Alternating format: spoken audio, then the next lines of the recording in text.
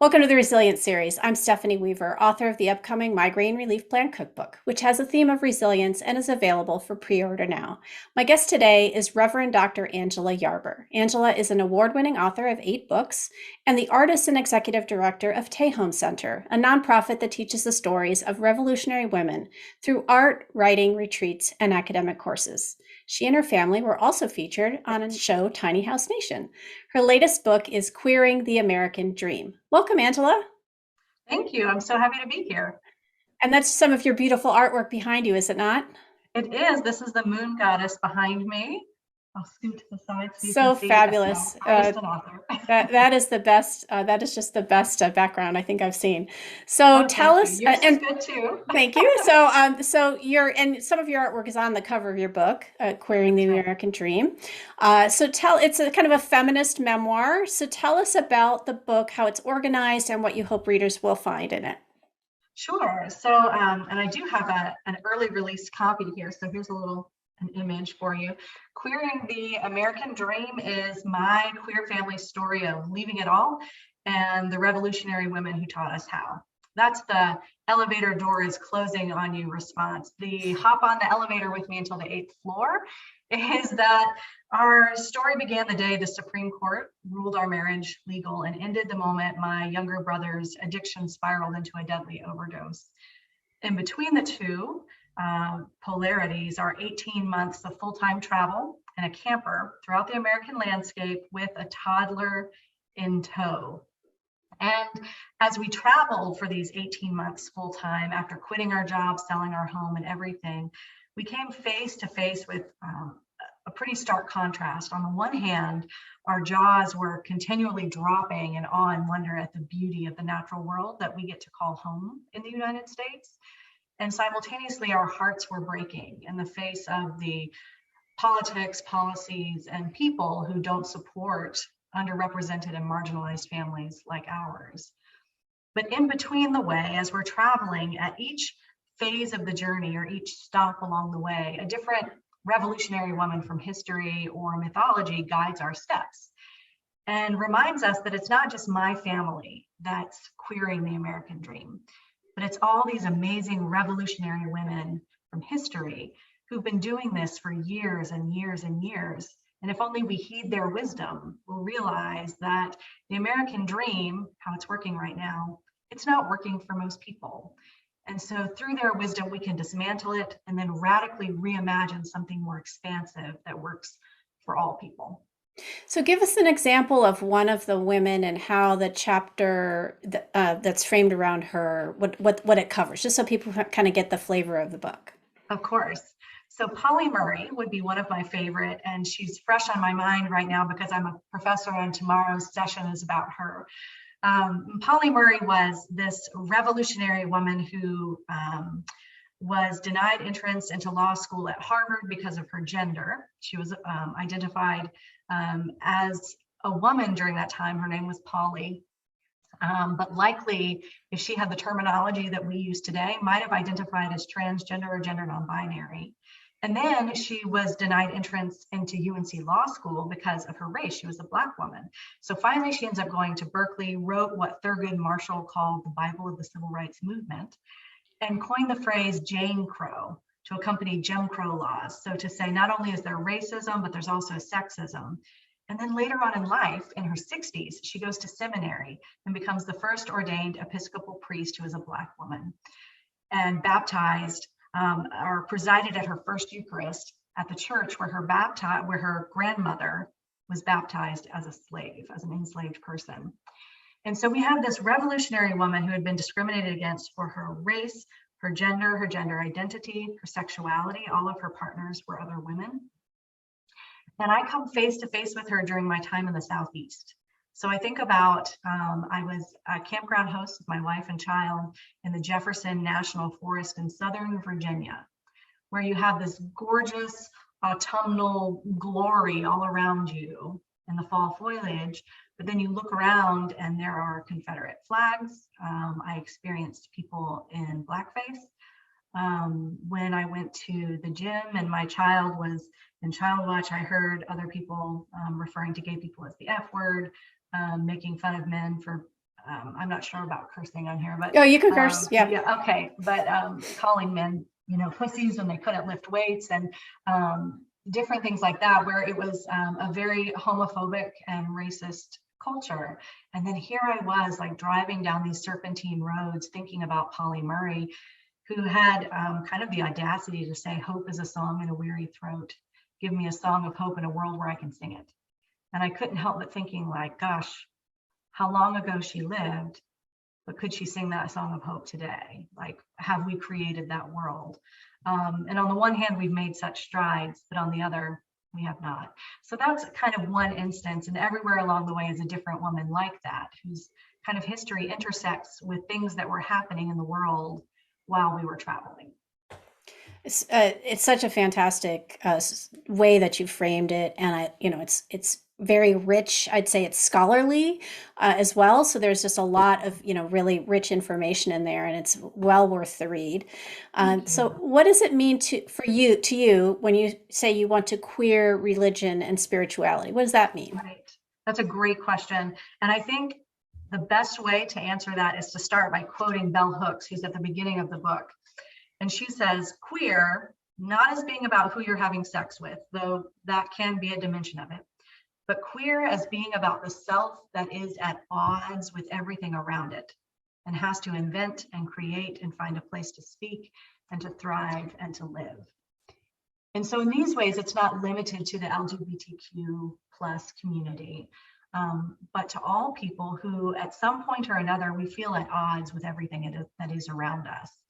And so when I talk about queering the American dream or queering religion, queering spirituality, it's to look at something that is not serving marginalized communities, deconstructing that, and then reimagining something that's more expansive and more beautiful that can work for all people. And there are kernels within those systems. I don't think that all religion is innately bad. I am ordained clergy after all. And I don't think all spirituality or even every nugget of the American dream. But if we can tear it down to the core parts that work for all people and then rebuild it in an expansive way, that's part of what I mean by queering. That's awesome. Thank you. And are you a practicing minister at the moment? I am not. So I say that I hold my ordination with an open hand. It has not been revoked from me, but I was ordained, coming up on 18 years ago, and served churches for 14 years. Part of that time not ordained, but yeah, it was that is part of the beginning of the book in leaving the church. So not only did I leave a toxic pastorate, but in so doing, I ended up leaving the church kind of universal. And since then, I still will do some consulting work, or I have art shows sometimes at churches. But on the whole, it's not how we're choosing to raise our family, and it's not for me at this phase of my life right now. Understood. So, how does art making play into your work and also into your resilience? Mm. Um, Art making for me is key to my resilience. My background is actually, I'm a retired professional dancer and always painted some for fun. But when I retired, I needed something full bodied to do. And as you know, as a writer, that's a huge part of it too. My writing and my painting go hand in hand. But I often know that truths become real for me when I can paint them. I always said that when I was a dancer, that I know something in my bones when I can dance it and move it. And also for a heady person, my background is academia. It's nice to get out of my head and into my body and into paint and canvas where it doesn't have to have a strict word or meaning for every single thing. And so when I think about resilience and I think about trauma histories and what it means to be a queer woman in this world and my own history, some that I talk about in the book, I think about outlets for coping. And for me, the arts are a primary outlet, both writing and painting, and then leading others and doing that too. There's something really profound and meaningful in gathering together with a group of women. I'm just on the heels of leading a Queering the Dream retreat where I had queer clergy women and we were all painting together. And so many of them were raised or taught at some point along the way that they aren't artistic or they aren't creative. But when you can hold someone's hand and kind of step by step take them through, and in the end they say, wow, this is the revolutionary woman dwelling inside me. This is the cry of my heart. You'll see the heart kind of behind me there. Then that can be really powerful and profound. That's fantastic. So tell us a little bit more about Tehom Center. Where is it and kind of when was it founded? Yeah, so I've been doing the work of the Tehom Center for well over a decade, but we didn't form until a nonprofit until 2017. So we're still pretty new. We started on Hawaii Island, where I was living and where we recorded the TV show Tiny House Nation that you alluded to earlier. But we have since moved within the last few months to St. Petersburg, Florida, and the nonprofit came with us. We still are working on getting our actual physical building more than just my studio. As you know, with any kind of move, there's those transitions. But it started with housing my artwork. And my artwork was at that time all about what I call folk feminist iconography. So depicting these revolutionary women from history and myth, often like the ones that I write about. So it was that artwork and then the writing that coincided with it. So some of my previous books.